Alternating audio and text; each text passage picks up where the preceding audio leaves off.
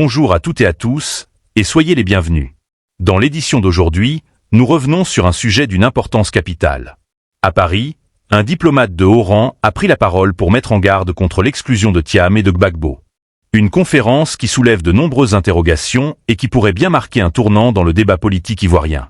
Restez avec nous pour suivre en détail cette intervention et ses implications. Haut conseiller à la Fondation Kofi Annan, il a été le numéro 2 et à quelques occasions le chef de l'opération des Nations Unies en Côte d'Ivoire, la fameuse ONUCI, qui a investi le pays d'Houphouët-Boigny pendant plus de 10 ans et qui n'est manifestement pas parvenu à bâtir une paix durable, surtout après le renversement de Laurent Gbagbo, à laquelle l'ONUCI avait participé aux côtés de l'armée française et l'installation à Abidjan de ce qui est, il faut l'avouer, un pouvoir autoritaire.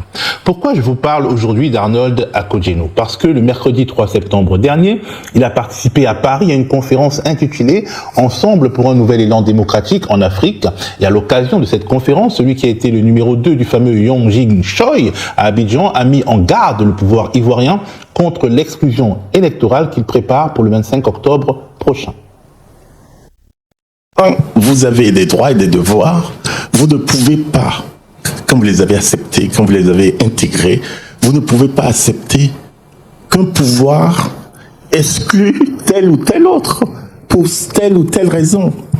Et ça passe, visiblement ça passe. Vous ne pouvez pas vous décider parce qu'il y a ceci, et dit non, celui-là on l'exclut, on cherche un argument, on l'exclut. Je saisis cette occasion parce que l'histoire de la vie m'a conduit à être en Côte d'Ivoire au lendemain des événements. Donc, je suis arrivé en juin 2011 et je suis resté jusqu'en août 2014. Donc, ce qu'on appelle la phase post-électorale, le retour des institutions et tout ça. J'étais le numéro 2 de la mission et je l'ai fait. J'ai été par moment numéro 1, mais j'ai été numéro 2 sur 3 ans. Et ce que nous voyons, ce que moi je vois, et qui se passe avec l'exclusion, et je préfère prendre ce cas que je connais un peu plus, ce n'est pas un bon présage. Ouais. Les diplomates comme Arnold Akogyenou sont économes de leurs mots. Quand il dit « ce n'est pas un bon présage », cet homme qui a été au cœur de la machine politique ivoirienne pendant plus de 3 ans, qui sait que c'est l'exclusion d'Alassane Ouattara des scrutins de 1995 et 2000 qui a été la raison ou le prétexte pour couper la Côte d'Ivoire en deux et la faire plonger dans la guerre civile, veut alerter l'opinion nationale et internationale sur le risque de conflits graves qui pointent à l'horizon.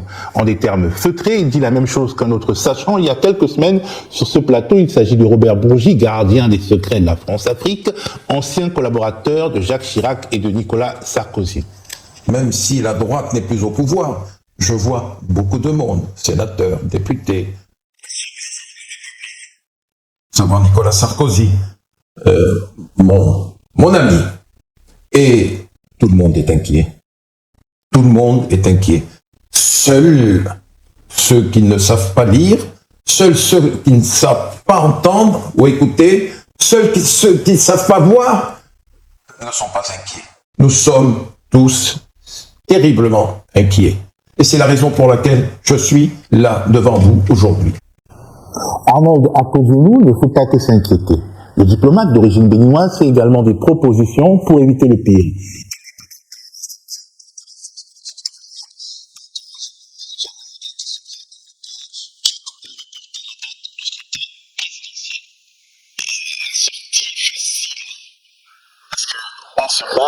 On soulève des points précis. Et ces points précis ne peuvent pas être discutés parce que les acteurs qui doivent les discuter ne se retrouvent pas autour d'une table pour le faire. Quand vous parlez du code électoral, quand vous parlez de liste électorale, quand vous parlez de représentativité, tout ça, vous ne pouvez pas laisser ça pour après. Il faut le faire avant. Et je vais un peu plus loin dans mon propos. C'est une occasion que vous m'offrez. Je me dis, la Constitution veut qu'il y ait des élections telle date. Qui a fait la Constitution? C'est pour cela que je parlais d'éducation tout à l'heure. Qui a fait la Constitution? Qui? C'est le peuple. Est-ce que le peuple ira dans le mur parce qu'il a fait une Constitution? Si un dialogue franc et direct avec les différents acteurs, et ici, ce n'est pas seulement un problème du président en exercice, c'est également un problème pour ceux qui veulent être candidats et tout, il faut que tous s'asseyent autour d'une table, disent voici les problèmes, est-ce que nous pouvons les résoudre d'ici le 25 octobre? Si vous pouvez, vous dites oui, nous pouvons. Et on y va. Mais si vous ne pouvez pas, vous dites très bien, la Constitution, c'est nous, le peuple, qui l'avons fait. C'est le peuple. Donc on va un tout petit peu plus loin, mais on garde les institutions qui sont là pour pouvoir résoudre tous les problèmes, que ce soit lié à la liste électorale, que ce soit lié au code électoral, que ce soit... C'est-à-dire, au moins on l'aurait discuté et on aurait une lecture commune de la situation qui nous conduirait vers des élections, puisque c'est ça qui représente malheureusement la démocratie, alors qu'il faut un peu plus. Il faut que les hommes et les femmes connaissent leurs droits, leurs devoirs, et que cela soit reconnu et surtout traduit dans des décisions politiques qui traduiront plus tard des actions politiques. Le message envoyé par Arnold Akogyenou, s'il était entendu, pourrait conduire à un report du scrutin de plusieurs mois, le temps de le remettre à plat. Mais voilà, le pouvoir d'Alassane Ouattara, qui a manifestement bâti sa stratégie sur la mise à l'écart des opposants qu'il redoute le plus et sur un passage en force qui lui permettra d'aller à la présidentielle et aux législatives sans réviser la liste électorale et permettre aux jeunes majeurs de s'inscrire. Pourquoi ce pouvoir ferait-il machine arrière s'il n'est pas face à des pressions telles qu'il se sent obligé de céder? Arnold Akogyenou a représenté une organisation internationale, la plus élevée de toutes, l'ONU, qui s'est engagée comme jamais dans les affaires internes d'un pays pour installer et consolider Alassane Ouattara.